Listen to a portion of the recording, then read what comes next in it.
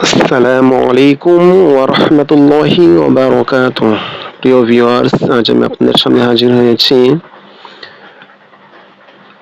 গুরুত্বপূর্ণ একটি দোয়া নিয়ে, অর্থাৎ দৃষ্টিশক্তি বাড়ানোর দোয়া। এই দোয়াটা যদি আমরা পড়ি, মহান আল্লাহ রাব্বুল আলামিন আমাদের দৃষ্টিশক্তি বাড়িয়ে দিবেন। যতদিন আমরা দুনিয়ার বুকে জীবিত থাকব, ততদিন মহান আল্লাহ রাব্বুল আলামিন আমাদের দৃষ্টিশক্তি ঠিক রাখবেন। দোয়াটি হচ্ছে বিসমিল্লাহির রহমানির রহিম। আল্লাহুম্মা মাত্তি'নি বিবাসরি ওয়াজ'আলহুল ওয়ারিসা মিন্নি وأرني في العدو ثأري وانصرني على من ظلمني।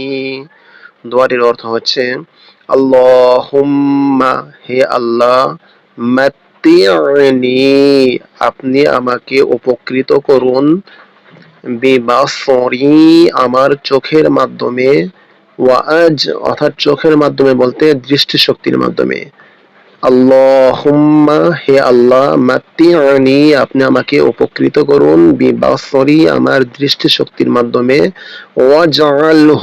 ওয়াজআলহু, এবং একে বানিয়ে দিন বা তৈরি করে দিন, আল ওয়ারিস, ওয়ারিস বা শেষ পর্যন্ত টিকে থাকা বস্তু, অর্থাৎ এই দৃষ্টিশক্তিকে শেষ পর্যন্ত টিকে থাকা বস্তু হিসাবে আপনি বানিয়ে দিন, মিন্নি, আমার পক্ষ থেকে, অথবা আমার মৃত্যু পর্যন্ত, অর্থাৎ আমি যতদিন বেঁচে থাকবো, আমার মৃত্যুর পূর্ব পর্যন্ত একে সঠিক রাখেন, দৃষ্টিশক্তিকে ভালো রাখুন, এটা বোঝানো হচ্ছে।